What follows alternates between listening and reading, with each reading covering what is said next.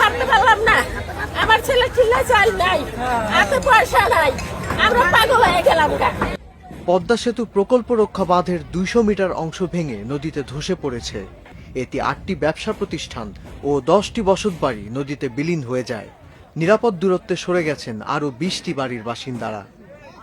রান্না করতে বাদ তো সরাইতে পারে নাই, সরানোর কোনো অবস্থা নাই, ঠিক আছে, কোনো জায়গাও নাই। –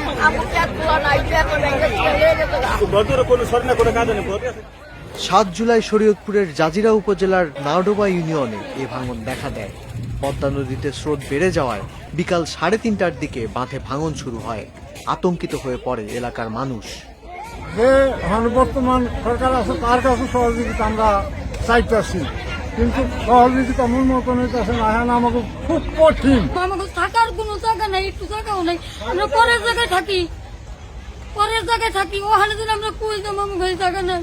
এর আগেও ওই বাঁধের আরো ২০০ মিটার অংশ পদ্মা নদীতে বিলীন হয়ে গিয়েছিল।